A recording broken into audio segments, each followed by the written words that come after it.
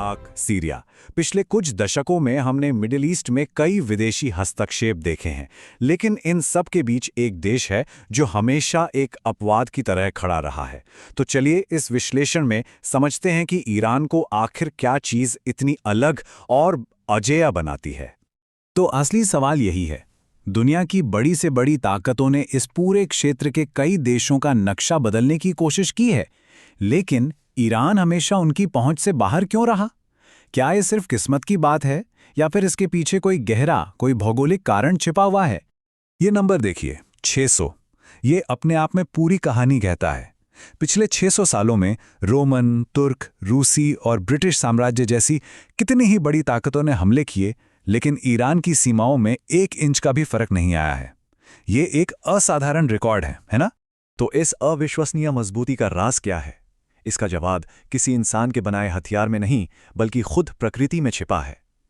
Iran की सबसे बड़ी ताकत उसकी अपनी जमीन है, उसका अपना भूगोल है। इसे ऐसे समझिए कि ईरान एक बहुत बड़ा किला है, लेकिन इसकी ऊंची ऊंची दीवारें पत्थर या ईंटों की नहीं है, बल्कि ये बनी है विशाल दुर्गम पर्वत श्रृंखलाओं से, जो देश को लगभग चारों तरफ से घेर कर रखती हैं। ये स्लाइड ईरान की प्राकृतिक सुरक्षा की परतों को दिखाती हैं। दक्षिण पश्चिम में देखिए, ज़ाग्रोस पर्वत एक दीवार की तरह खड़े हैं।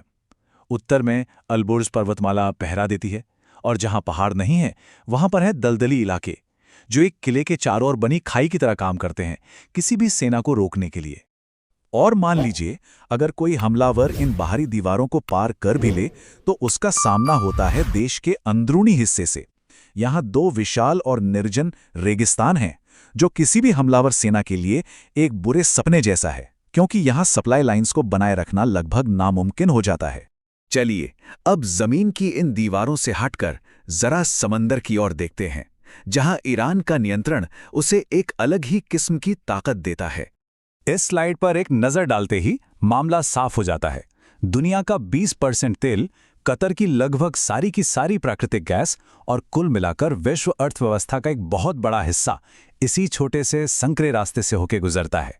सोचिए, एक छोटी सी जगह पर कितनी बड़ी आर्थिक शक्ति है।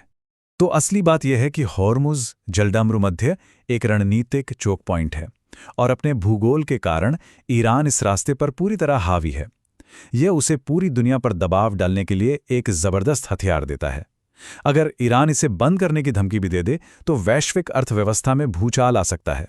और अगर कोई समंदर के रास्ते हमला करने की सोचे, तो ईरान की तटरेखा कोई आसान टारगेट नहीं है। ये कोई छुट्टियों वाले रेतीले समुद्र तटों जैसी बिल्कुल नहीं है।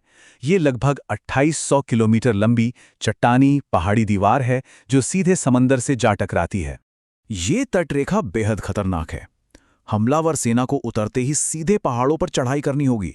साथ ही इन पहाड़ों में ना जाने कितने गुप्त ठिकाने, गुफाएं और मिसाइल बैटरियां छिपी हैं, जो सैटेलाइट की नज़र से भी बची रहती हैं।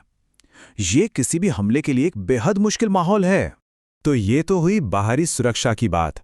अब किले के अंदर चलते हैं और उन मानवीय और स्थानिक कारकों को देखते हैं जो ईरान पर कब्जा करना लगभग नामुमकिन सा बना देते हैं।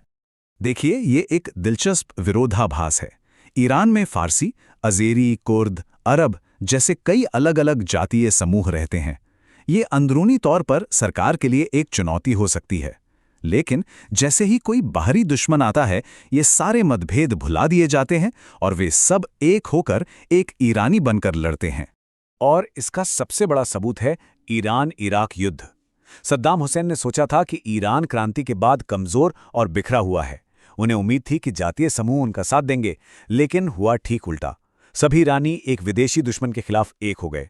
8 साल की भयानक लड़ाई के बाद इराक 1 इंच भी जमीन नहीं जीत सका। और अब बात करते हैं ईरान के एक और शक्तिशाली हथियार की, और वो है उसका विशाल आकार। ये कोई छोटा टारगेट नहीं है। ये 16 लाख वर्ग किलोमीटर में फैला एक रणनीतिक भूल भुलैया है, जो पाकिस्तान से लगभग 2 गुना बड़ा है। इसी को कहते हैं स्ट्रेटेजिक डेप्थ या सामरिक गहराई। मतलब दुश्मन जितना अंदर घुसता जाता है, उसकी सप्लाई लाइन उतनी ही लंबी और कमजोर होती जाती है। उससे लगातार मुश्किल इलाकों और एक दुश्मन आबादी का सामना करना पड़ता है, और जब तक वो तेहरान जैसे मुख्य शहरों तक पहुंचता है, तब तक वो पूरी तरह थककर चूर हो चुका होता है। तो हमने ईरान की सुरक्षा के कई परतें देखी हैं, पहाड़, रेगिस्तान, समंदर, लोग और आकार। लेकिन यहाँ कहानी में एक अंतिम और बहुत ही दिलचस्प मोड़ है। ये बात पूरी कहानी का सार है। ईरान को जीतने के लिए सिर्फ उसकी सेना से नहीं, बल्कि उसकी जमीन और समय से भी लड़ना पड़ता है। और ये एक ऐसी लड़ाई है जिसे जीतना लगभग नामुमकिन है।